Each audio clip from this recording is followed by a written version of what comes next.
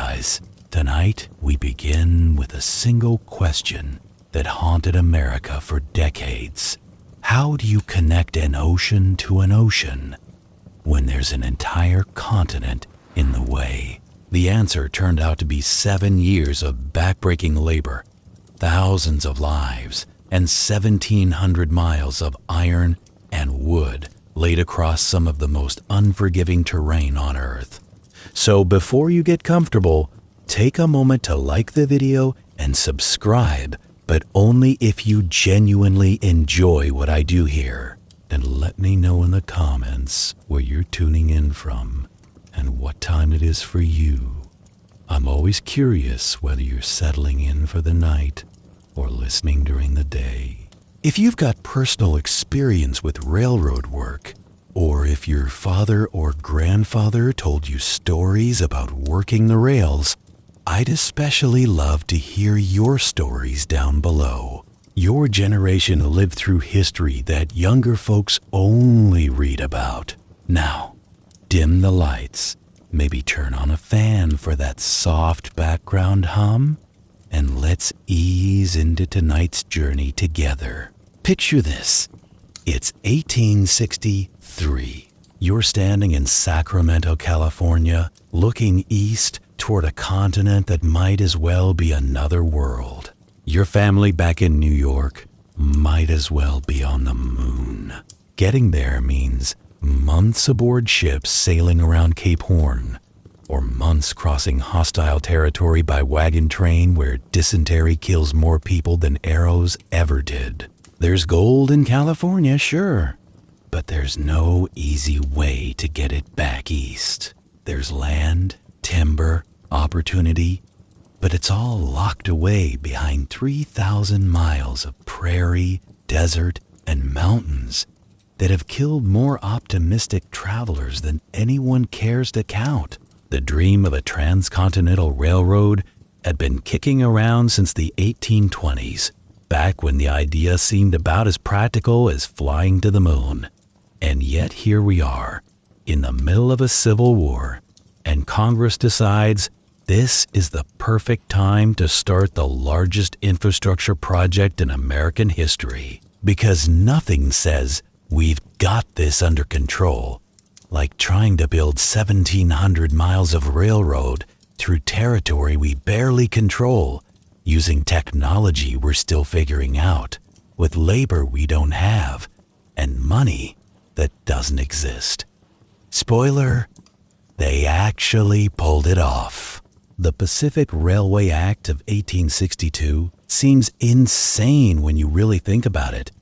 The Union is bleeding men by the thousands at places like Shiloh and Antietam. The Treasury is hemorrhaging money. Half the country is in open rebellion. And Abraham Lincoln, a president with slightly more pressing concerns, decides this is the moment to authorize a railroad across the entire continent. But here's the thing. Lincoln understood something fundamental. The war wouldn't last forever, one way or another. And when it ended, the country would need to be stitched back together literally and figuratively.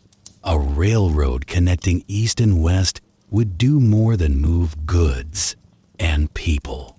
It would make the idea of a truly united nation possible. Not just a political theory, but a physical reality where you could board a train in New York and step off in San Francisco a week later instead of 6 months later, if you even made it at all. The political calculation was straightforward enough. California had gold, silver, and a growing population. It also had secessionist sympathies that needed discouraging.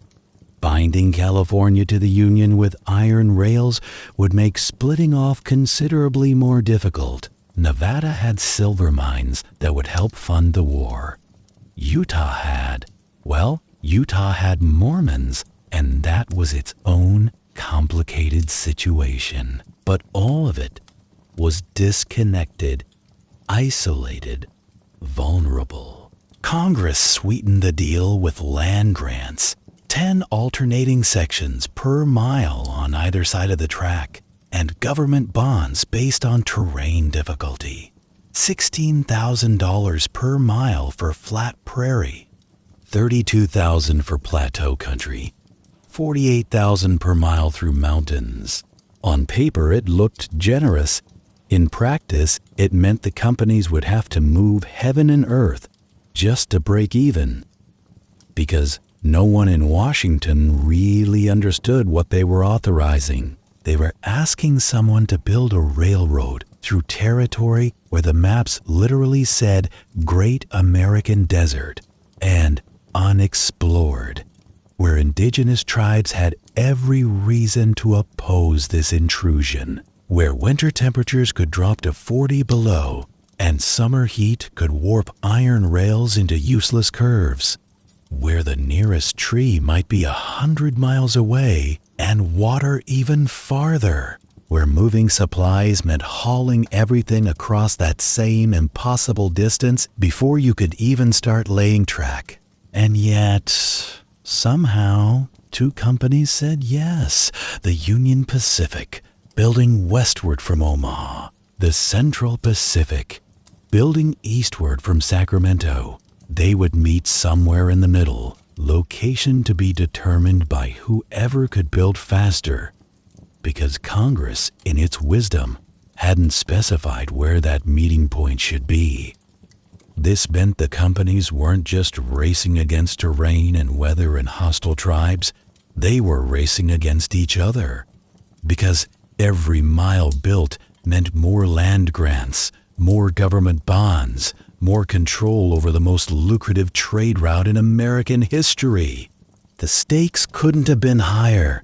The potential profit was astronomical. The probability of complete failure was, honestly, pretty good. Those who remember the great infrastructure projects after the war, the Hoover Dam, the interstate system, you know what I'm talking about. Massive undertakings that seem impossible until someone actually does them. But at least those projects had modern equipment, established supply lines, and a nation not actively tearing itself apart. The Transcontinental Railroad had none of those advantages. What it had was desperation, ambition, and a workforce that would pay for this dream in sweat, blood, and lives that history barely bothered to count. Let's talk about the Union Pacific first, because their challenge was in some ways straightforward. Build west through relatively flat terrain until it stops being flat, then figure it out from there. Relatively flat doing some heavy lifting in that sentence, because the Great Plains in the 1860s weren't exactly hospitable. But compared to what the Central Pacific faced, the Union Pacific had it easy. At least at first. The company was run by Thomas Durant, a man who understood finance better than railroads, and who spent most of his energy figuring out how to extract maximum profit from minimum work. He set up a construction company called Crédit Mobilier. Remember that name? Because it becomes important later when Congress investigates what might politely be called aggressive accounting practices. Durant paid Crédit Mobilier inflated prices to build the railroad, and since he controlled both companies, the money essentially flowed from his right pocket to his left pocket, while actual track construction happened whenever it got around to it. The actual construction boss, the man who made things happen on the ground, was General Grenville Dodge, a Union Army engineer who knew how to move men and materials under pressure. Dodge had spent the war building military railroads and destroying Confederate ones. He understood that the railroad wasn't just a business venture, it was a military operation against terrain, weather, and time. Dodge hired a workforce that reflected America in all its messy diversity. Irish immigrants fresh off the boats, Civil War veterans who couldn't settle back into civilian life, former slaves seeking wages and freedom in the West, and basically anyone willing to swing a sledgehammer for $1 a day, and found. The Union Pacific camps were rough, violent places where whiskey was easier to find than clean water, and where the mortality rate from accidents, disease, and the occasional murder made casualty lists that would have shocked anyone paying attention. Now switch coasts. The Central Pacific started in Sacramento, California, facing east, looking at the Sierra Nevada and thinking thoughts that no sane engineer should think. The Sierras weren't just mountains. They were a wall of granite rising over 7,000 feet, with winter snowfall measured in dozens of feet, slopes so steep that conventional railroad construction was basically impossible, and rock so hard that black powder explosives barely scratched it. The Central Pacific was run by 4 men: Leland Stanford, Collis Huntington, Mark Hopkins, and Charles Crocker. History remembers them as the Big Four, railroad barons who built fortunes on the backs of Chinese labor. That's accurate, but incomplete. They were also merchants who had no experience building railroads, who bet everything they owned on a project that every actual engineer said couldn't be done, and who somehow, through sheer bloody-minded determination and willingness to try anything, pulled it off. Charles Crocker became the construction supervisor, a large man with a larger temper who drove workers like a man possessed. Which, in a sense, he was possessed by the knowledge that every day of delay meant more money lost, more government bonds unclaimed, more track that the Union Pacific was laying while the Central Pacific struggled to move 100 feet through solid granite. The Central Pacific's secret weapon, though they didn't know it yet, would be Chinese laborers. But we'll get to that. First, let's talk about the men who had to figure out where this impossible railroad would actually go. Before a single rail could be laid, someone had to figure out where it should go. This meant survey teams venturing into territory that ranged from poorly mapped to completely unknown, carrying instruments worth more than their annual salary through country where being killed by weather was only slightly less likely than being killed by someone defending their homeland. The surveyors were a special breed, educated enough to do complex mathematics, tough enough to survive months in the wilderness, and either brave or stupid enough to think this was a good career choice. They worked in teams of 6 to 12 men, surveyors, chainmen, rodmen, and teamsters, along with whatever armed guards could be convinced to tag along for protection that might or might not materialize when it mattered. Their job was to find a route that balanced impossible requirements. Grades couldn't exceed 2%, or the locomotives of the day couldn't pull anything heavier than their own tender. Curves had to be gentle enough that trains wouldn't derail. Water sources had to be close enough for steam engines to refill. Timber had to be accessible for ties and bridge construction. Passes through mountains had to exist, or at least be theoretically possible, to create with enough explosives and indentured labor. And they had to do all of this while indigenous peoples watched, increasingly alarmed, as these strangers measured and marked their traditional lands for destruction. The Lakota, Cheyenne, Arapaho, Paiute, and Shoshone all had excellent reasons to oppose this survey, and some chose to make that opposition violently clear. The surveyors worked, knowing that any day might be their last, that rescue was impossible, that they were expendable components in a grand design that wouldn't slow down if they disappeared. The Union Pacific's chief engineer, Peter Day, resigned in disgust in 1864 when he realized Durant's financial schemes would compromise the railroad's integrity. He was replaced by Dodge, who picked up where Day left off and pushed survey teams further and faster. Dodge's surveyors worked through winters that froze their instruments solid, summers that turned the plains into furnaces, and constant awareness that they were very far from help. They mapped multiple potential routes, then argued about which was best: the northern route through Wyoming's South Pass, the central route through Colorado's mountains, the southern route through New Mexico. Each had advocates, each had problems. Eventually, they settled on the South Pass route, which had the advantage of being theoretically possible, even if barely. The Central Pacific surveying problems were different but equally daunting.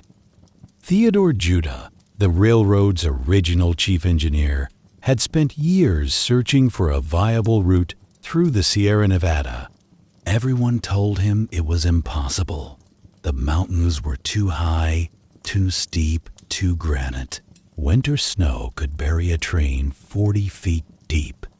Building in such terrain would cost more than the entire gold rush had produced. Judah found a route anyway, following rivers and ridge lines, identifying where tunnels could be dug and where snow sheds could protect the track from avalanches. He surveyed by himself sometimes, or with just one or two assistants, climbing peaks that would kill him if he slipped, marking routes that would kill hundreds if they tried to build them. Tragically, Judah died in 1863, probably of yellow fever contracted while crossing Panama on his way to New York to secure financing. He never saw a single mile of his railroad built, but his surveys became the blueprint that Crocker and his Chinese workers would follow, blasting and chipping and dyeing their way through granite that Judah had identified as merely extremely difficult rather than completely impossible. Those who worked in engineering or surveying will appreciate the challenge these men faced. No aerial photography, no satellite imagery, no GPS, no detailed geological surveys. Just eyes, instruments, mathematics, and the willingness to climb where others wouldn't. All to draw lines on maps that would determine where thousands of workers would spend years of their lives, where hundreds would die, and where America would be permanently scarred by parallel iron wounds, stretching toward infinity. Let's be absolutely clear about something. The Central Pacific Railroad would not exist without Chinese labor. Not wouldn't have been as successful. Not would have taken longer. Would not exist. Full stop. When construction started in 1863, Crocker hired white workers, mostly Irish immigrants and Civil War veterans. They demanded high wages, drank heavily, fought constantly, and quit whenever they felt like it. Progress was measured in feet per day when it needed to be measured in miles per month. Crocker was desperate. Someone, accounts differ on who, suggested trying Chinese workers. Crocker's partners were skeptical. The Chinese were small, averaging maybe 130 pounds. How could they do heavy labor? They'd never built railroads. They couldn't be trusted. They probably wouldn't work hard. Every one of those objections was rooted in prejudice and proven catastrophically wrong. The first 50 Chinese workers were hired in 1864 as an experiment. Within 2 years, the Central Pacific employed over 12,000 Chinese laborers, roughly 90% of the entire workforce. They came from Guangdong province in southern China, fleeing famine and the Taiping Rebellion, drawn by promises of wages that seemed generous by Chinese standards, but were a fraction of what white workers demanded for the same back-breaking labor. And back-breaking doesn't begin to describe it. the Chinese workers were given the jobs that white workers refused. Dangling in wicker baskets off 1,000-foot cliffs to drill holes for explosives, working inside tunnel faces where black powder fumes could suffocate you, or premature detonations could bury you alive, clearing avalanche debris in winter, when one wrong move could trigger another slide that would sweep you into a canyon. They were organized in gangs of 12 to 20 men, usually from the same village or region in China. They spoke Cantonese among themselves, followed their own foremen, cooked their own food, rice, vegetables, dried fish, and tea, instead of the beef and whiskey that white workers consumed. This diet, along with their insistence on boiling drinking water for tea, meant Chinese workers suffered far fewer cases of dysentery and other diseases than their white counterparts. They stayed healthier, worked more consistently, and died at lower rates from disease, but not, unfortunately, from accidents. The work was methodical, relentless. Each man had a role. Drillers worked in pairs, one holding the steel drill bit against rock, the other swinging an 8-pound hammer. Swap positions every few minutes when arms grew too tired to continue. Drill a hole 18 inches deep. Move over 8 inches. Drill another hole. Repeat until you had a line of holes across the rock face. Pack each hole with black powder. Insert fuses. Light and run, assuming you weren't dangling in a basket with nowhere to run, in which case you lit the fuse and signaled frantically to be hauled up before the blast turned you into a memory. The Chinese workers learned quickly that black powder, the same explosive technology used since medieval China, wasn't powerful enough for Sierra granite. Later, when Alfred Nobel's nitroglycerin became available in 1866, it was the Chinese workers who figured out how to use it safely. Well, safely being relative. Nitroglycerin was temperamental, unstable, prone to exploding if you looked at it wrong. Dozens died learning its limitations. But it could do in one blast what required 20 rounds of black powder. And time was everything. Through the summer of 1867, Chinese workers blasted the summit tunnel, boring through 1,700 feet of solid granite at an elevation of 7,000 feet. 4 different headings, one from each end, one from a vertical shaft in the middle, worked simultaneously. Progress was measured in inches per day. 8 inches on a good day. Sometimes less. The tunnel took over a year to complete. A year of workers breathing rock dust and powder fumes in confined spaces, lit only by candles and oil lamps, where cave-ins could bury you and floods could drown you, and the constant percussion of hammering could deafen you. And then winter came. The winter of 1866 to 1867 was particularly brutal. Snow fell 40 feet deep in the high Sierras. Avalanches swept away entire camps, workers, and all. The Central Pacific kept working anyway, because stopping meant losing to the Union Pacific, meant losing government bonds, meant losing the race. Chinese workers dug tunnels through snow to reach the workface, creating an entire buried world of snow tunnels connecting bunkhouses to mess halls to the actual railroad tunnel they were trying to complete. They worked underground in a double sense, beneath the mountain and beneath the snow. Spring thaws revealed dozens of bodies, workers who had been caught by avalanches or who had frozen to death in their sleep when snow collapsed a tunnel and suffocated everyone inside before they could dig out. The exact number of Chinese workers who died building the Central Pacific is unknown. The company didn't keep careful records of Chinese casualties. Estimates range from a conservative 600 to over 1,000. Bodies were shipped back to China when possible, as Chinese tradition required burial in ancestral lands. Others were buried in makeshift graves along the route, unmarked, forgotten, their sacrifice unrecorded, except in the physical reality of the railroad they built with their lives.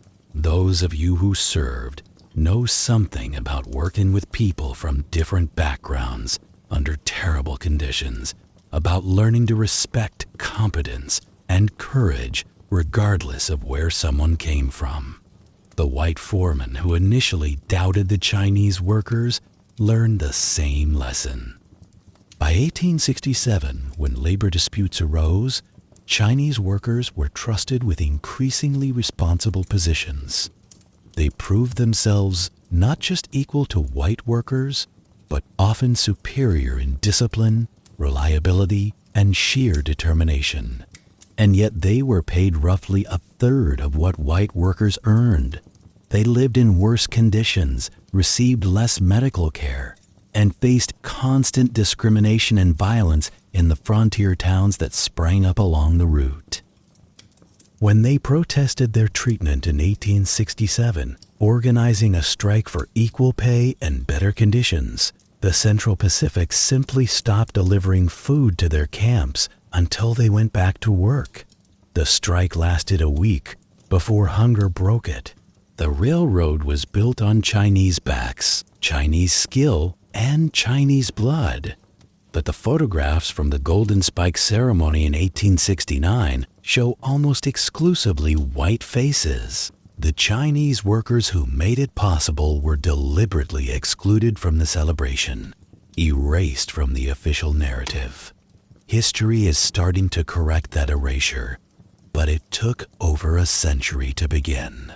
While the Central Pacific fought mountains with Chinese labor, the Union Pacific fought distance with Irish labor.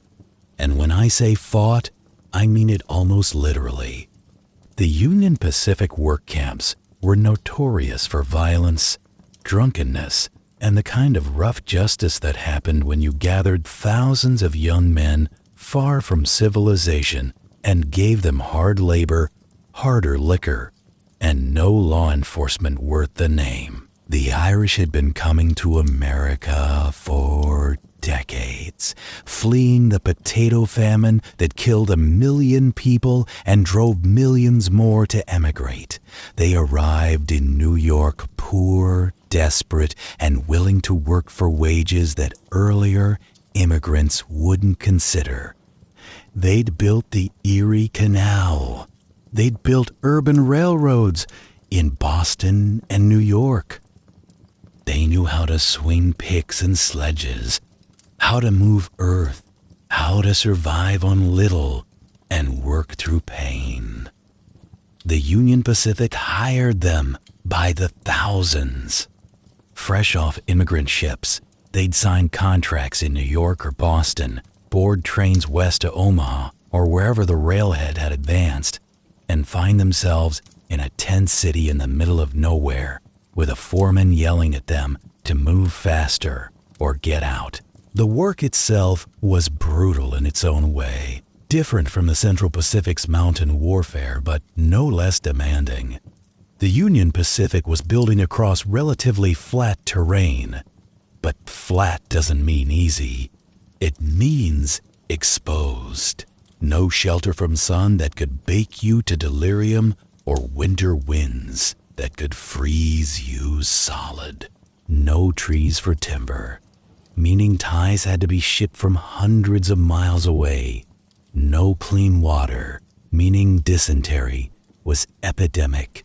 No law, meaning conflicts were settled with fists or knives or occasionally guns. A typical day started before dawn. Breakfast was beans, salt pork, bread, and coffee so strong it could probably strip rust off the rails they were laying. Then out to the railhead where yesterday's work ended. Teams of 5 or 6 men would carry a rail 30 feet long, weighing several hundred pounds, from the supply train to where it would be laid. Others positioned it on the ties, which had already been laid and spaced. Then the Gandhi dancers came through, swinging sledgehammers to drive spikes through the rail base into the ties, the rhythm of hammering creating a music of sorts, repetitive and endless. Good crews could lay 2 to 3 miles of track in a day when everything went right, when it didn't, when ties arrived late, when rails broke, when equipment failed, when someone got hurt, progress stopped. Every delay meant the Central Pacific was potentially getting closer to where the railroads would meet, meaning less track, less money, less glory for the Union Pacific. The competition drove the work to a brutal pace. Foremen pushed men to the edge of collapse. Injuries were constant: crushed fingers, broken bones, hernias from lifting rails, back injuries that would plague men for the rest of their lives. Medical care was minimal. Camp doctors were often barely qualified, worked drunk, and had little to offer beyond whiskey for pain and prayer for serious injuries. And then there were the camp followers. Every major Union Pacific camp attracted a temporary town that historians politely call Hell on Wheels. Saloons and tents, gambling dens, brothels, all operating in a legal gray area where violence was common and justice was whatever the toughest men decided it would be. These towns moved as the railhead moved, packing up and relocating every few months, a mobile frontier of vice following the iron progress westward. Murder rates in these camps were astronomical by any standard. Men fought over card games, over women, over insults, real or imagined, over nothing at all except whiskey-fueled anger and boredom. Bodies were buried in shallow graves outside town, and everyone moved on, literally and figuratively. The Irish workers formed their own communities within this chaos, maintaining connections to the old country through letters when they could write, through priests when they were available, through shared language and culture in a hostile environment. They sent money home when they could afford it, building new lives in America on wages that barely covered food and shelter. Not all Union Pacific workers were Irish, of course. There were German immigrants, Scandinavians, Americans from every state, including the defeated Confederacy, freed slaves seeking opportunity in the West, Mexicans, and a mixture of humanity as diverse as the country itself. But the Irish formed the backbone of the labor force, the experienced core that kept the work moving even when conditions were at their worst. By 1868, the Union Pacific was laying track at an unprecedented rate, sometimes 3 or even 4 miles a day on good terrain with a well-supplied crew. This wasn't sophisticated engineering, it was industrial-scale repetition. The same motions thousands of times a day, thousands of men working in coordination like a human machine, building an iron road to an empty land at a pace that would have seemed miraculous just a decade earlier. And all of it, every mile, every rail, every spike, was driven by men who will never appear in history books, whose names are lost, whose graves are unmarked or forgotten, but whose labor literally connected a nation and changed the course of American history. If that sounds grandiose, consider, without them, California might have remained effectively independent. The West might have developed differently, and the America we know might not exist. Let's talk about what it actually takes to blast through a mountain when your most sophisticated explosive is black powder, and later, if you're very careful, and very lucky, nitroglycerin that might explode if you sneeze near it. The Central Pacific faced 7 tunnels through the Sierra Nevada. 7 places where the mountain said, no, and humans said, we'll see about that. The longest was the Summit Tunnel at 1,700 feet, but all of them required techniques that would make modern OSHA inspectors weep with horror. Here's how it worked. You identified where the tunnel needed to go, based on surveys that said this particular spot had the thinnest amount of mountain to drill through. Then you started drilling, by hand, with hammers and steel drill bits, against granite that was, geologically speaking, stubborn as hell. A drilling team worked in shifts because no one could maintain the pace for more than a few minutes. One man held the drill bit against the rock, turning it slightly after each hammer blow. His partner swung an 8 or 10-pound hammer in a controlled arc that had to hit exactly right, hard enough to drive the bit deeper, accurate enough not to hit the man holding it, fast enough to maintain rhythm. Miss the bit, and you could shatter your partner's hand. Hit wrong, and the drill could snap, sending steel fragments flying in the confined space. They worked in candlelight or by oil lamp, breathing air thick with rock dust and whatever fumes the oil lamps produced, drilling 18-inch holes, one after another, in a pattern calculated to fracture the rock efficiently when the charges went off. In soft rock, this might take hours. In Sierra granite, it took days. Once the holes were drilled, powder monkeys, usually the smallest, youngest workers who could fit into tight spaces, would pack each hole with black powder, using wooden rods to compress it tight, then inserting a fuse. The fuses had to be cut to exact lengths so all the charges would detonate simultaneously, creating maximum fracturing effect. Light one fuse too short, and it might go off while you're still lighting the others. Cut one too long, and it might smolder for minutes, leaving you uncertain whether it's a dud that's safe to approach or a delayed charge that will explode in your face. Light the fuses, yell a warning, and run. Or, if you're working inside a tunnel with only one exit, light the fuses and run, hoping you calculated the fuse lengths right, hoping you can reach the entrance before the mountain decides to close it permanently. The blast would echo through the tunnels, dust and smoke billowing out, rock fragments flying. Then, silence, except for the ringing in your ears. Wait for the air to clear enough that you won't suffocate going back in, then return to see what you'd accomplished. Good blast! Maybe you'd removed 6 to 10 feet of rock face. Bad blast?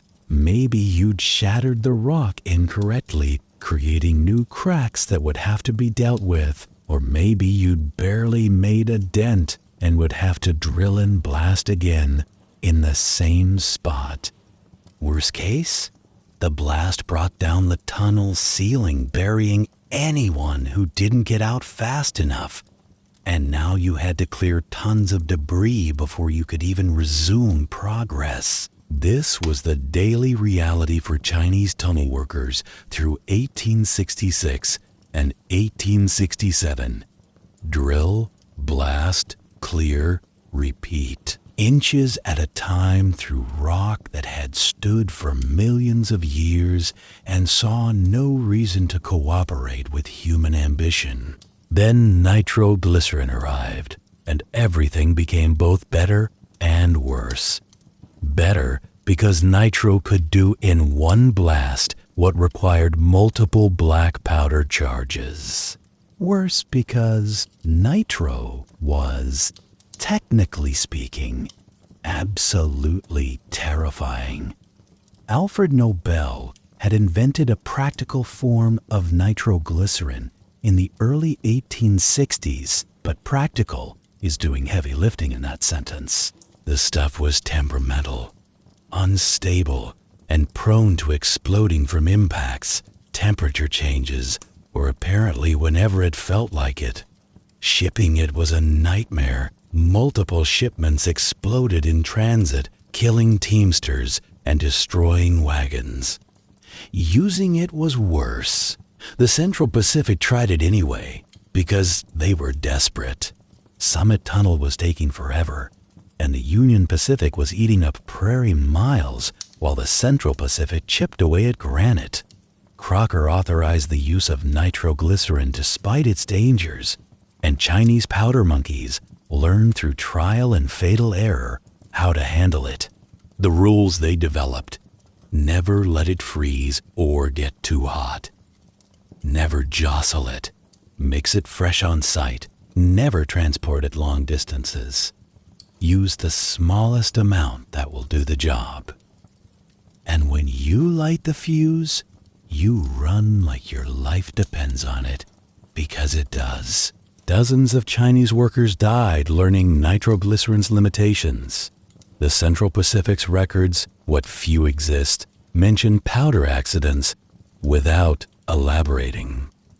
Witnesses described finding nothing but scattered remains after premature detonations. Families in China received news that their sons, brothers, husbands had died in accidents, with no details, no bodies to bury, just absence and grief. But nitro worked. Blasts that would have required days of drilling with black powder could be accomplished in hours with nitroglycerin. Progress accelerated. Summit Tunnel, which had been advancing at 8 inches a day, suddenly jumped to 2 feet, then 3. The granite that had seemed impenetrable started yielding to human persistence, backed by chemistry that didn't care how hard the rock was. By late 1867, Summit Tunnel was complete. 7 tunnels through the Sierra Nevada were finished, or nearly so. The Central Pacific emerged from the mountains onto the Nevada plateau, and suddenly the race was on in earnest. Both companies started laying track at speeds that seemed impossible, driven by competition, greed, and the knowledge that every mile meant money, power, and a place in history. But we're getting ahead of ourselves. Before we talk about the race, we need to talk about what daily life was actually like for the thousands of workers who made this possible. Let's get specific about what it meant to be a track layer on either railroad. Strip away the grand narrative of connecting a continent and look at what 1867 felt like when you were living it one miserable day at a time.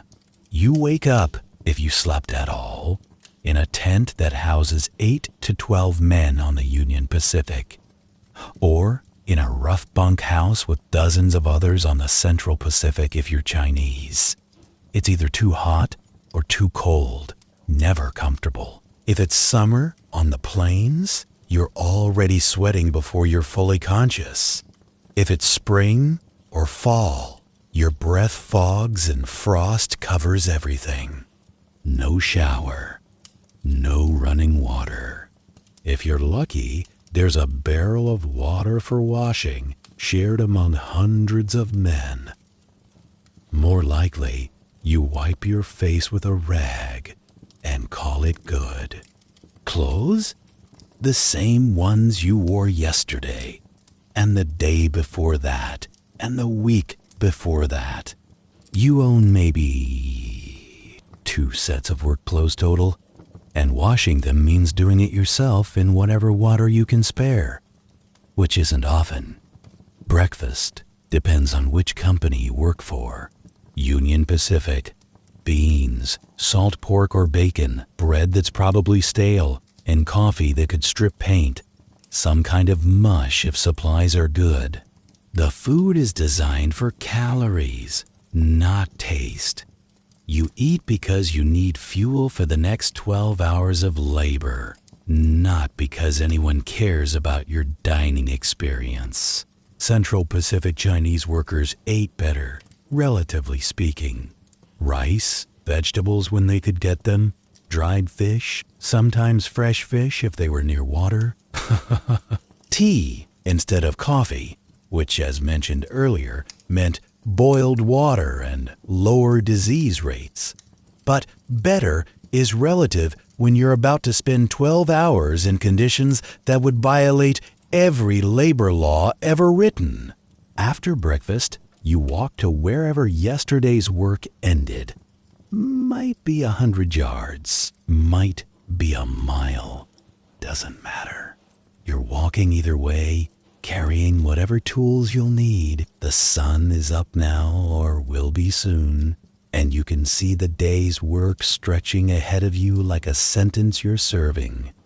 If you're on a rail gang, your day is repetitive to the point of meditative, if you're inclined to meditation. Lift rail, carry rail, position rail. Step back while the Gandhi dancers spike it down. Move to the next set of ties. Repeat. A 30-foot iron rail weighs between 400 and 700 pounds, depending on its specifications.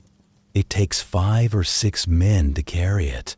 You can't drop it, or you might break toes, feet, or the rail itself. The Gandhi dancers, the men who spike the rails down, developed their own rhythm and culture. The sledgehammer swings had to be coordinated so hammers didn't collide. Good crews developed chants, songs, rhythms that kept everyone in sync. This old hammer, ring, killed John Henry. Ring, but it won't kill me. Ring, but it won't kill me. Ring. The sound of dozens of hammers hitting spikes in near unison could be heard for miles across the prairie or echoing through mountain valleys. Break for lunch? Maybe. If supplies are up and the foreman is reasonable, you get 30 minutes to an hour. Eat more of the same food you had for breakfast. Drink water that tastes like the barrel it's been sitting in, or tea, or nothing, because water is short and you'll drink tonight when the work is done. Then, back to it. Afternoon is when the heat really hits on the plains, or when the altitude sickness might kick in if you're in the mountains. Men pass out. Men injure themselves from fatigue. Men make mistakes that cost them fingers, hands, sometimes lives, when a rail slips or a tool breaks or someone just loses focus for one fatal second. If you're Chinese working on the Central Pacific in the mountains, at altitude, cold, the constant risk of rockfall or avalanche, and the knowledge that if you're seriously hurt, you're probably going to die because there's no way to get you down the mountain to anything resembling real medical care. The work continues until dark, or until you've met the day's quota, whichever comes last. Foremen push for more. Just one more rail, just one more section. We're this close to 3 miles today, let's make it happen. And you do, because refusing means you might be fired, and being fired means you're stranded in the middle of nowhere with no money and no way home. Finally, release. Walk back to camp. Dinner is the same as breakfast and lunch. Beans, salt pork, bread, coffee or tea. Your body aches everywhere. Your hands are blistered, bleeding, calloused until they barely feel human anymore. Your back screams from lifting hundreds of rails. Your shoulders are raw from where the iron dug in despite the padding. Evening activities depend on temperament and energy. Some men play cards, dice, or other gambling games for the pittance they've saved. Others write letters home if they're literate, trying to describe what they're doing in terms that won't terrify their families. Chinese workers might gather to smoke opium if they can afford it, not because they're addicted, despite what racist narratives claimed, but because it's one of the few pleasures available and helps with the constant pain. Some men pray. Some men drink until they pass out. Some men just collapse into their bedrolls and sleep the sleep of the absolutely exhausted, knowing they'll wake up in a few hours and do it all again. Sunday is theoretically a day of rest, but the railroads don't really rest. There's always maintenance, always repairs, always something that needs doing. And the foremen know that men with idle time cause problems, so work continues, just maybe at a slightly slower pace. This was life, day after day, week after week, month after month. No days off for holidays except maybe Christmas, and even that wasn't guaranteed. No sick leave, no disability insurance, no OSHA, no unions strong enough to matter. Just work until you're used up, or until the job is done, or until you die, whichever comes first.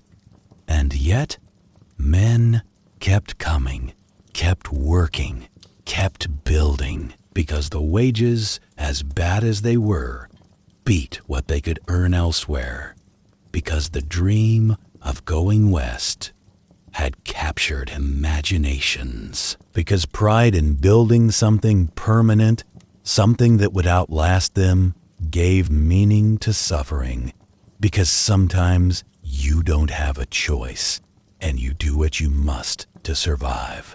Those who remember, or whose fathers remembered the Depression, or who worked construction, or who served in the military, you understand something about this. About doing what needs doing, even when it's hard, dangerous, or seemingly impossible. About finding dignity in labor that others might dismiss. About the satisfaction of a day's honest work, even when that work breaks you down a little more each day. Here's something that doesn't get enough attention in railroad histories. Before you can lay a single mile of track, you need to move tons of materials to where that track will be built. And in 1866, when the Union Pacific was building across Nebraska and the Central Pacific was blasting through the Sierras, this meant solving logistical problems that would challenge modern operations with trucks, planes, and computers. Start with the basics. What do you need to build? 1 mile of railroad? Approximately 3,000 wooden ties, each weighing 150 to 200 pounds. That's roughly 250 tons of timber per mile. Rails, 2 of them, each 30 feet long, weighing several hundred pounds. Another 20 to 30 tons of iron per mile. Spikes to fasten rails to ties, maybe 400 spikes per rail, so roughly 3,000 spikes per mile. Call it another ton of forged iron. Fish plates to connect rails end to end. Bolts to hold fish plates. Gravel for ballast if you're doing it right, though early railroad construction often skipped this to save time. Add it all up, and you're looking at nearly 300 tons of material per mile. The Union Pacific needed to move this across an increasingly vast distance as the railhead advanced westward. The Central Pacific had to haul everything up into the mountains on roads that barely deserved the name, through terrain where a wagon breakdown could mean weeks of delay. Let's follow a wooden tie from tree to railroad to understand what this meant. Say you're the Central Pacific. The Sierra Nevada has trees, lots of them, which is convenient since you need millions of ties. You hire lumberjacks to cut timber in the mountains. They're using axes and two-man crosscut saws, felling trees that might be centuries old, cutting them into 8-foot sections, rough shaping them into ties with axes and adzes.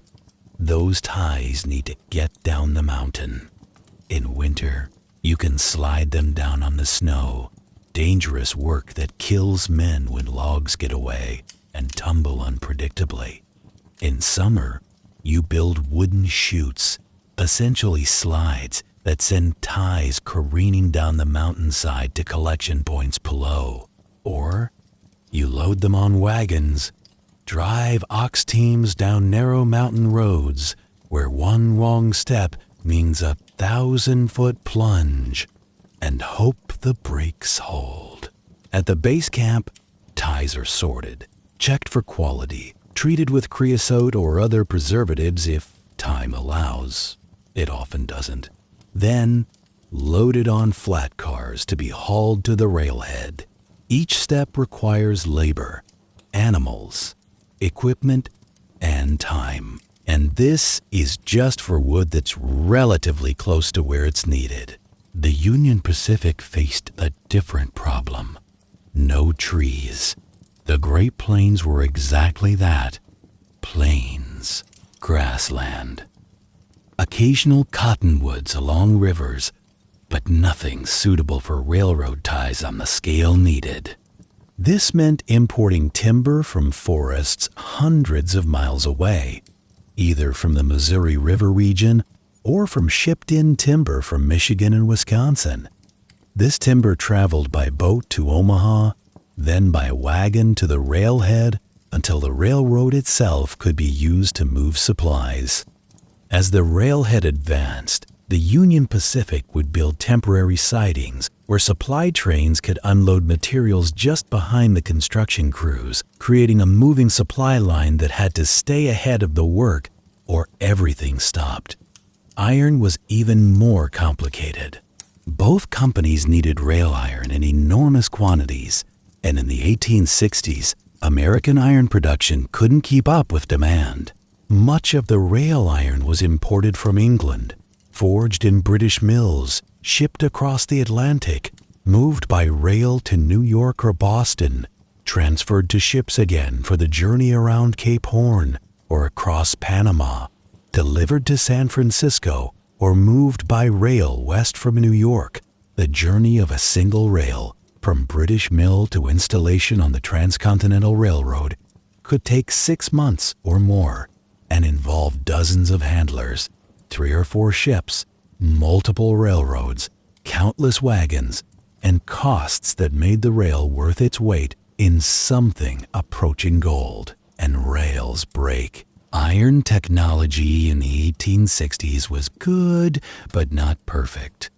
Rails would crack from temperature stress, break from flaws in the forging, wear out from use. The companies needed not just enough rail to build forward, but enough to replace damaged sections, creating an inventory requirement that challenged the limited capital both companies had available. Then, there's food. Thousands of workers need to eat every day. The Union Pacific camps were supplied by wagon trains that brought flour, beans, salt pork, coffee, and other staples from Omaha, or whatever the nearest supply point was. As the railhead moved west, these supply lines got longer and longer. A wagon train traveling from Omaha to a work camp 600 miles away might take 3 weeks each direction, meaning you needed multiple trains constantly in transit to keep supplies flowing. The Central Pacific's Chinese workers brought their own food culture into play, importing rice, tea, dried fish, and vegetables from San Francisco. This meant the company had to maintain 2 separate supply chains, one for white workers, one for Chinese workers, with different foods, different cooking equipment, different everything. More complex, yes, But it also meant healthier workers and lower disease rates, which more than compensated for the additional logistics. Water was its own challenge. Steam locomotives consume water like you wouldn't believe, hundreds of gallons per hour of operation. The Union Pacific needed water towers every 20 or 30 miles, which meant finding water sources, building pumping equipment, storing water in tanks and towers. In the arid West, this sometimes meant drilling deep wells or creating reservoirs from seasonal streams. And finally, there's the problem of payment. Workers needed to be paid, but companies were often cash poor, even when they had government bonds and land grants. The Union Pacific developed a system of payment in scrip, company money accepted at company stores that sold goods at inflated prices. Workers would receive their $1 a day in paper promises, then spend $1.50 at the company store for the necessities of life, ending each month deeper in debt. The Central Pacific generally paid in actual currency, which was one reason Chinese workers stuck with the company despite the discrimination, dangerous conditions, and lower wages than whites received.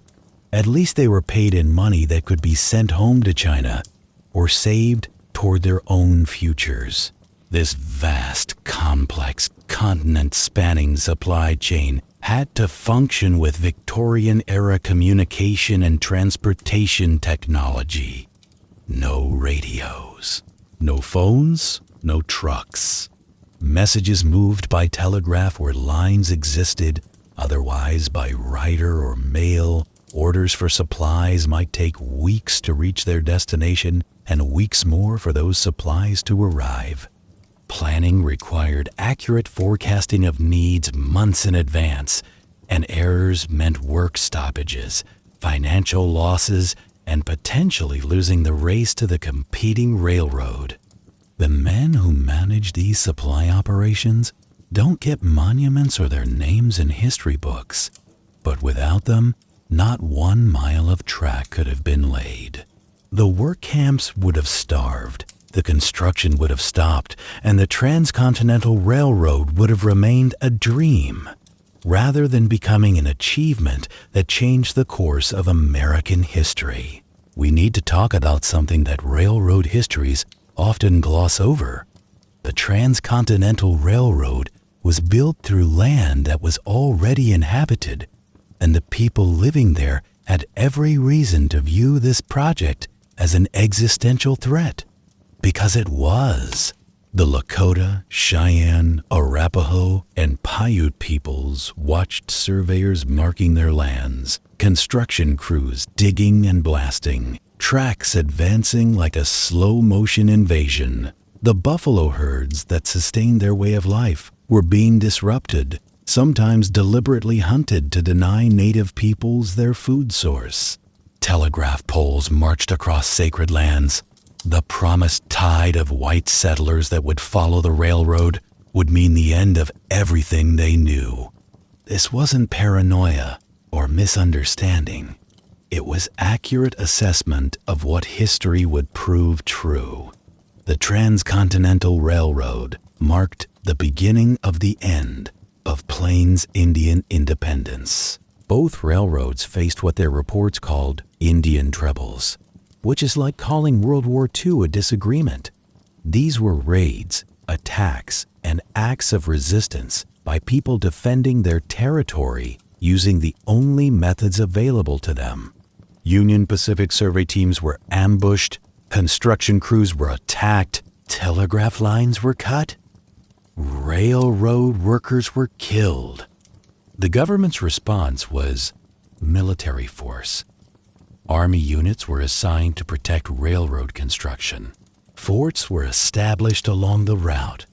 Patrols escorted work crews and supply trains. The message was clear.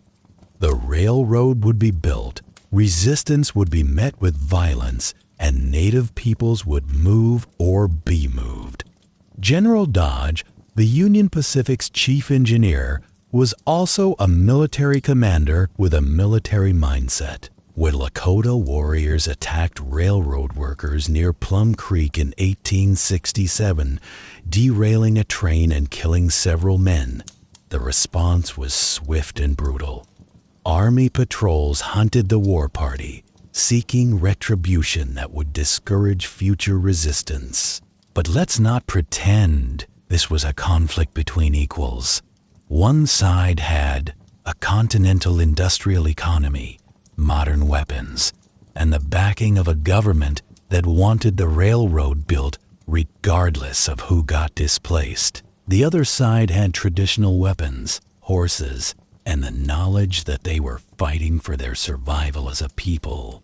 The Cheyenne leader Roman Nose spoke against the railroad, understanding what it meant. "The white man," he reportedly said, "has driven us from the Buffalo Ranges, and we must have them or starve." The railroad wasn't just infrastructure, it was an instrument of cultural destruction, even if that wasn't its primary purpose. The Central Pacific faced different but related issues with Paiute peoples in Nevada. The railroad passed through their traditional lands, disrupted game, and brought settlers who would drive them from their territory. Paiute resistance was generally less organized than Plains tribes' resistance, partly because they were fewer in number, and partly because Nevada's terrain made different tactics necessary. Meanwhile, buffalo hunters, sometimes encouraged by the railroad companies, were slaughtering herds by the thousands. Buffalo bones would later be shipped east on the very trains whose construction helped cause the slaughter, ground into fertilizer, and sold as another profit stream from the West's exploitation. The moral dimension here is unavoidable and uncomfortable. The Transcontinental Railroad is celebrated as an engineering triumph, an achievement of American ambition and determination. It was also a key component of what we'd now recognize as cultural genocide against Native peoples, an instrument of displacement and destruction of traditional ways of life. Those who served in later conflicts, who've seen war's complexity and moral ambiguity, you might appreciate that history is rarely clean.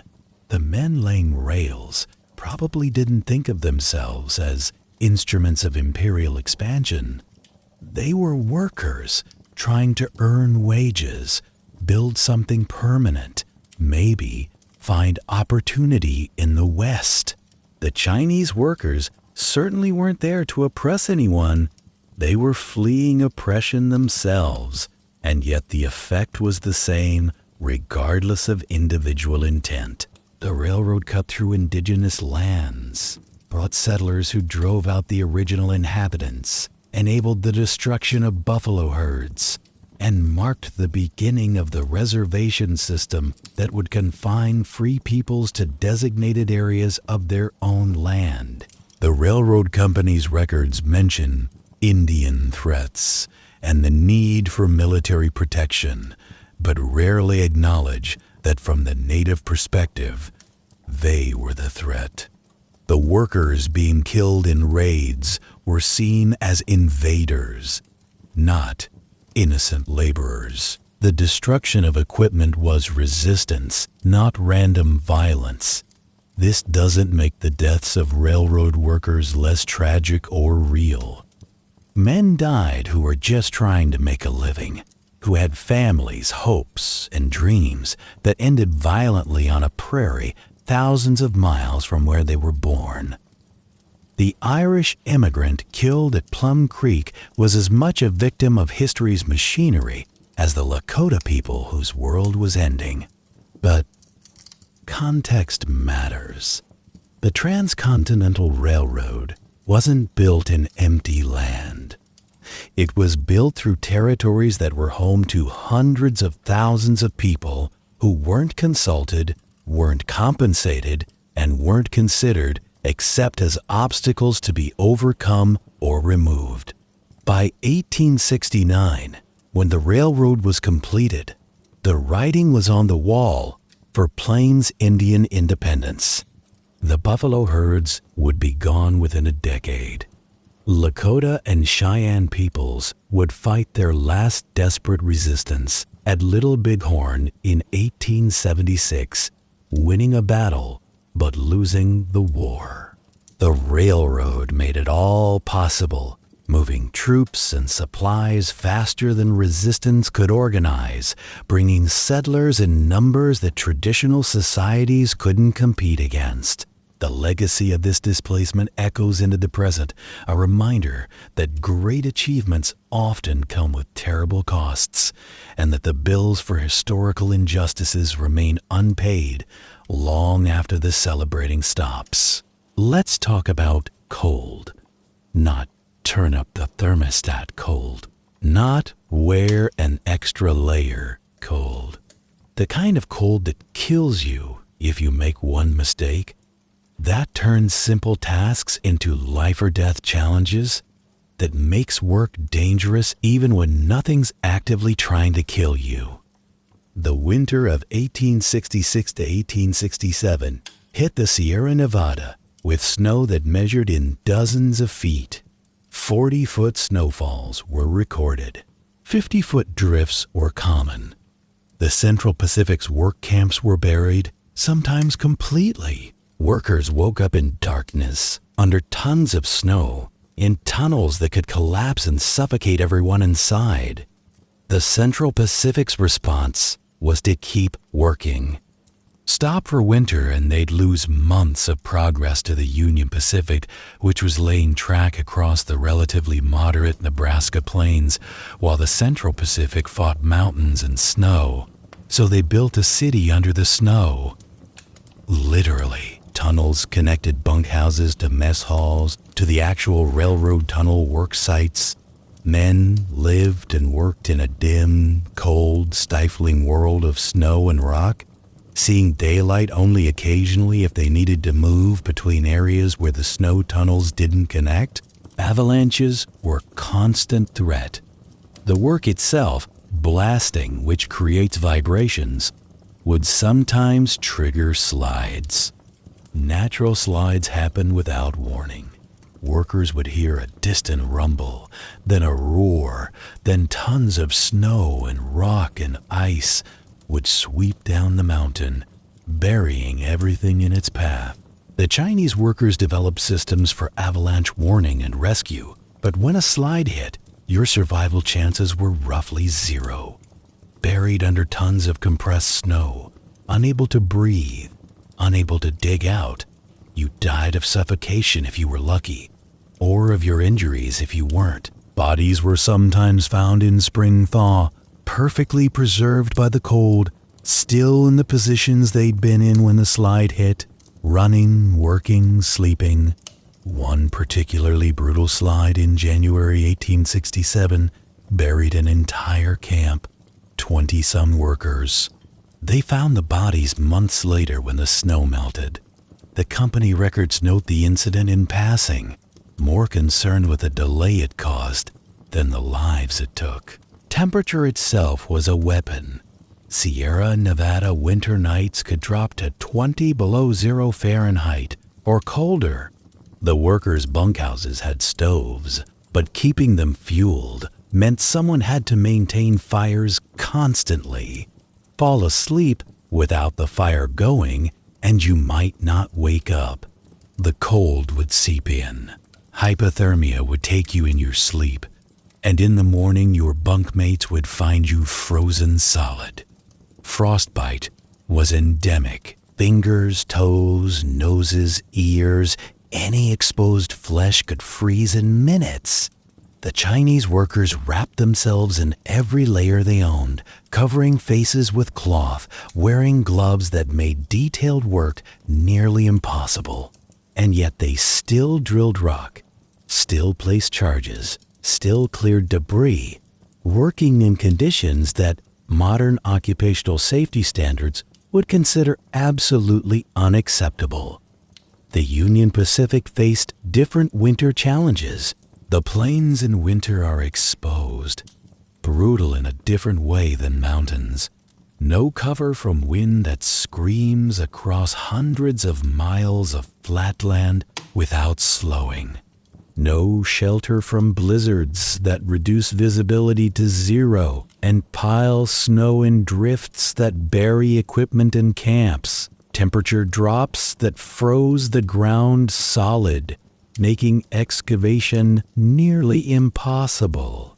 The Union Pacific generally slowed or stopped work during the worst winter months, but this meant losing time to the Central Pacific, which never stopped. The competition drove both companies to push harder than safety or sanity suggested, and workers paid the price in frostbite, injury, and death. Working metal in extreme cold presents its own problems. Iron becomes brittle. Steel drill bits snap more easily. Equipment that works fine at moderate temperatures fails at 30 below. Rails crack from thermal contraction. Wheels shatter. Chains break. Everything becomes harder, more prone to failure, more dangerous. And yet the work continued. Chinese workers blasting through granite at 7,000 feet in temperatures that should have made work impossible. Irish workers laying track across Wyoming in wind chills that could freeze exposed skin in minutes. Both groups driven by the same forces: economic necessity, competitive pressure, the promise that enduring this now would lead to something better later. Those who served in Korea know cold in ways most people can't imagine. The winter of the Chosin Reservoir, where temperatures hit 40 below and equipment froze solid, where medical supplies froze and morphine was useless because it wouldn't flow, where men died from cold as surely as from Chinese bullets. The railroad workers in the Sierra Nevada in 1867 faced similar conditions. Without the military support infrastructure, without modern cold weather gear, without any of the preparations that later generations would learn were necessary for survival. They survived through community, through Chinese and Irish traditions of helping your own, through pure, stubborn determination not to die in some frozen hole in the mountains. Some didn't make it, of course. The death toll from winter conditions alone probably ran into the hundreds, though exact numbers are lost to history and companies that didn't want to advertise how many men they'd killed pursuing profit. Spring thaw brought its own horrors. Bodies emerging from melting snow, preserved by the cold, their families back home never knowing exactly how or when they died, avalanche debris that had to be cleared before work could resume, sometimes containing remains that needed proper burial, equipment damaged by winter that needed repair or replacement before construction could continue at full pace. But they survived, most of them. And when the snow melted and the temperature rose above freezing and the sun shone on mountains that had tried to kill them for 6 months, they went back to work. Because the railroad didn't care about winter or summer, about comfort or suffering, it only cared about progress, about miles built, about the race between two companies that would meet somewhere in the middle of a continent if both sides could just keep going long enough. By early 1869, it was clear that both railroads would meet somewhere in Utah Territory. The question was where, and that question mattered because every additional mile meant more government bonds, more land grants, more control over the route. The race became absurd. Both companies started building parallel grades, sometimes just 100 feet apart, each refusing to acknowledge that the other would obviously be where the railroads joined. The Central Pacific graded east past where the Union Pacific was building. The Union Pacific graded west past where the Central Pacific was building. At one point, crews were close enough to throw rocks at each other, and occasionally did. Congress finally stepped in and designated Promontory Summit north of the Great Salt Lake as the official meeting point. This decision satisfied no one, which probably means it was fair. Both companies felt they could have built further if given the chance. The final weeks saw both companies pushing their workers to extremes. The Union Pacific's Irish crews were laying 6.5, 7, even 8 miles of track in a day. A pace that seems impossible until you remember this was flat terrain, well supplied, with experienced crews who had been doing this for 3 years and knew every motion by heart. The Central Pacific, not to be outdone, organized a special push on April 28, 1869. Charles Crocker bet Thomas Durant $10,000 that his Chinese crews could lay 10 miles of track in a single day. Durant took the bet, confident it was impossible. It wasn't impossible. It was barely possible, which the Chinese workers proved. They started at dawn. 8 gangs of Chinese workers, numbering around 1,000 men total, plus hundreds more in support roles, bringing ties, rails, spikes, and water. The track layers worked in rotation. One gang would lay rail while others rested, then rotate to keep the pace constant rather than burning everyone out in the first hour. The rhythm was hypnotic. 16 men would carry a rail forward, position it, drop it on the ties. 8 spikers would drive 30 spikes per rail, 4 spikes to each rail's base plates, 15 seconds per spike, 2 minutes per rail. Rail carriers would already be bringing the next rail forward. By the time one rail was down, the next was in position. The process flowed like a machine, human components operating in perfect synchronization. The company brought in Chinese cooks who set up kitchens that moved with the work, providing hot food constantly so men could eat in shifts without stopping the overall operation. Water carriers moved constantly along the line because dehydration was a real risk even in April. Foremen monitored progress, comparing against the plan, making adjustments when bottlenecks appeared. By mid-afternoon, they'd laid 8 miles and showed no signs of slowing.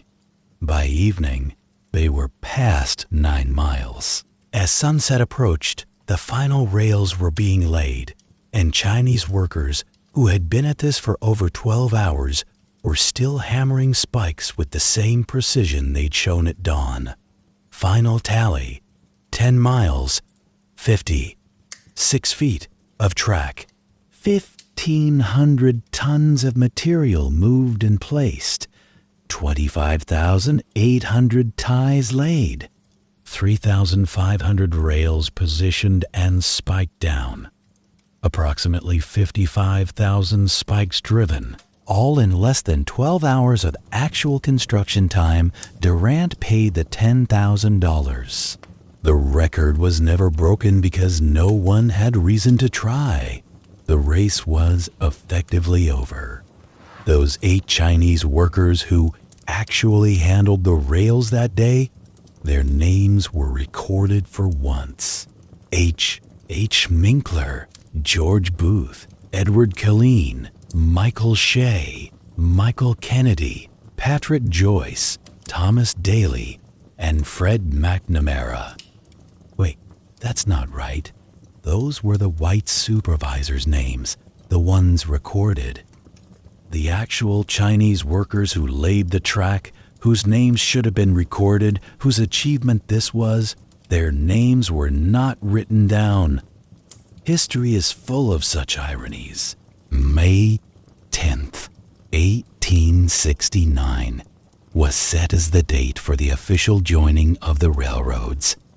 Promontory Summit, Utah Territory. Both companies sent delegations, brought locomotives, invited dignitaries. The workers who had actually built the thing were mostly absent from the ceremony, pushed to the background so officials could have their photographs taken.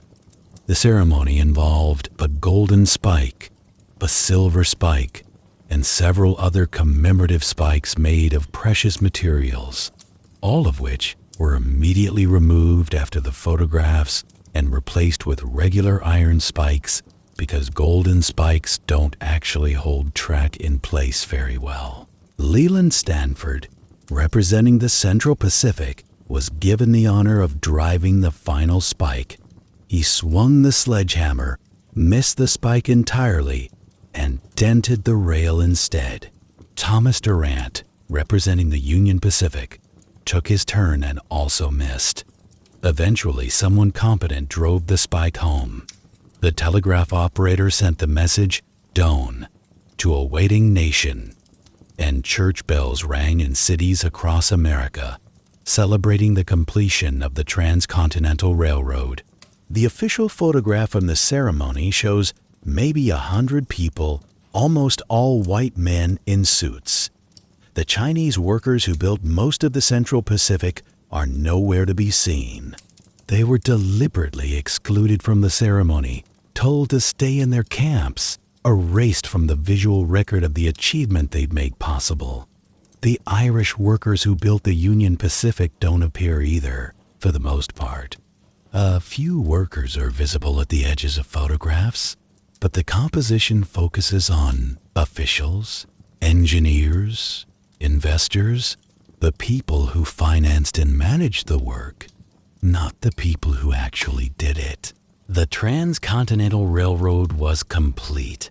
6 years of planning, 1,700 miles of track through terrain that ranged from merely difficult to completely insane, tens of thousands of workers. Hundreds, possibly over 1,000 deaths, though exact numbers will never be known because companies didn't keep careful records of dead Chinese and Irish workers. The completion sparked a transformation of America. Journeys that took 6 months could now be completed in 6 days. California's economy integrated with the East Coast's. The West was open to settlement on a scale previously impossible. The Buffalo were doomed. Plains Indian cultures faced their final decades of independence before being forced onto reservations. Fortunes were made. The Big Four of the Central Pacific became incredibly wealthy. The Union Pacific's investors, who weren't indicted for fraud, did well too. The workers, they dispersed, looking for the next job, carrying injuries and memories, rarely receiving recognition for what they'd accomplished. So, what did it all mean? What did it cost? And who paid the price? The Transcontinental Railroad transformed American commerce. Goods could move from coast to coast in days instead of months. Prices dropped. Markets integrated. The California Gold Rush had started the process of connecting East and West economically, but the railroad completed it. You could buy Iowa corn in San Francisco and California oranges in Boston. The national economy became actually national rather than a collection of regional economies that occasionally traded. Militarily, the railroad meant the United States could project power across the entire continent. Troops and supplies could be moved to the West Coast in a week. This mattered for international relations. Other nations had to take seriously an America that could defend its entire territory, not just its eastern half. Politically, the railroad helped bind the nation back together after the Civil War. California and Nevada weren't theoretical states on distant coasts, but connected parts of a unified country. The symbolism mattered as much as the practical reality. But we have to talk about what it cost. The financial cost was enormous. Over $100 million in 1869 money, equivalent to billions today. Much of that came from government bonds and land grants, meaning American taxpayers funded a project that made private investors incredibly wealthy. The Crédit Mobilier scandal broke in 1872, revealing that Union Pacific executives had essentially defrauded the government and their own investors, paying themselves inflated prices for construction through shell companies. Congressional investigations found corruption at every level. Some officials were censured. No one went to jail. The railroad remained built, and the people who'd profited kept their profits. The environmental cost? Massive. The buffalo herds that had numbered in the millions were reduced to hundreds within 20 years. The plains ecosystem was fundamentally altered. Rivers were diverted. Mountains were scarred with cuts and tunnels.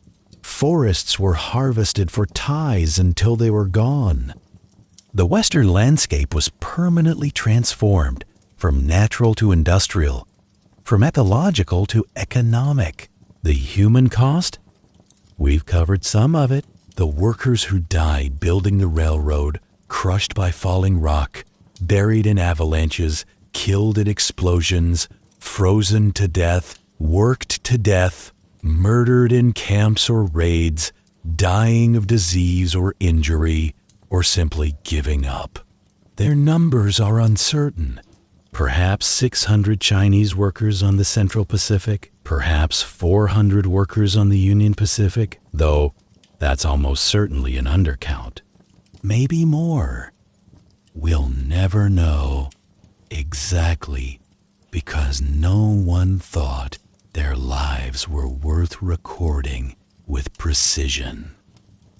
The workers who survived often carried permanent injuries, back problems from lifting rails, crushed or amputated fingers and hands, hearing loss from constant hammering and explosions, lung damage from breathing rock dust and explosive fumes. In an era before workers' compensation or disability insurance, these men faced their futures compromised by the work they'd done. The Chinese workers faced particular hardship after the railroad was completed. The economy didn't have room for 10,000 Chinese laborers suddenly seeking work. Anti-Chinese racism intensified, culminating in the Chinese Exclusion Act of 1882, the first significant law restricting immigration to the United States. The same workers who'd been good enough to build America's greatest infrastructure project were declared too foreign, too different, too threatening to be allowed to continue immigrating. The Native American cost was their world. The railroad accelerated settlement, enabled the buffalo's destruction, facilitated military operations against indigenous peoples, and marked the beginning of the end of traditional Plains Indian cultures. By 1890, 20 years after the railroad's completion, the frontier was officially closed. Native peoples were confined to reservations, and a way of life that had existed for thousands of years was effectively destroyed. This is an ancient history. The last generation of Native Americans who lived freely on the plains were alive into the 1940s and 50s. Your fathers might have met them. The world the Transcontinental Railroad helped destroy was recent enough that its loss is within living memory. And yet the railroad remains. Upgraded, modernized, but still following much of the same route that Chinese and Irish workers laid in the 1860s. Trains still cross the Sierra Nevada through tunnels those workers blasted. The Union Pacific still operates, still moves freight across the plains those workers graded and laid track across. Those who worked on infrastructure projects, who built things that will outlast you, bridges, buildings, roads. You understand something about legacy. The work might be hard, dangerous, underappreciated, but it's permanent. It remains. The Transcontinental Railroad workers created something that transformed a nation and continues to function 150 plus years after they built it. That doesn't erase the costs, doesn't bring back the dead, doesn't undo the displacement and destruction, doesn't make the exploitation just. But it means that when we use modern infrastructure, when we ship goods by rail, when we travel easily across distances that were once deadly journeys, we're building on foundations laid by people whose names we mostly don't know, who did impossible work under terrible conditions, who made our modern world possible through their suffering and sacrifice. The golden spike is in a museum. The commemorative spikes are preserved. The photographs from Promontory Summit are reprinted in history books. But the real monument to the Transcontinental Railroad isn't in a museum or a photograph.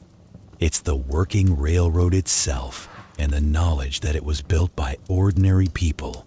Chinese immigrants fleeing famine, Irish immigrants fleeing poverty, native-born Americans seeking opportunity, who did extraordinary things under conditions that would break most of us. The Transcontinental Railroad stands as one of the great achievements of the 19th century, a triumph of engineering, organization, and human determination. But it's also a reminder that great achievements come with great costs, often paid by people who receive little recognition or reward. Tonight, as you drift towards sleep, consider those workers. The Chinese man dangling in a basket off a cliff face, drilling holes for explosives that might kill him. The Irish laborer carrying rails until his back gives out. The surveyor mapping territory that might kill him before he sees civilization again. The cook feeding hundreds with inadequate supplies.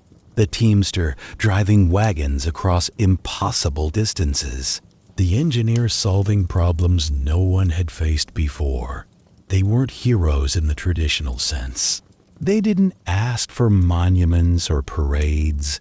Most just wanted wages, maybe a chance at a better life, perhaps the satisfaction of building something permanent. They got some of that, paid for it dearly, and left us a legacy that we still depend on.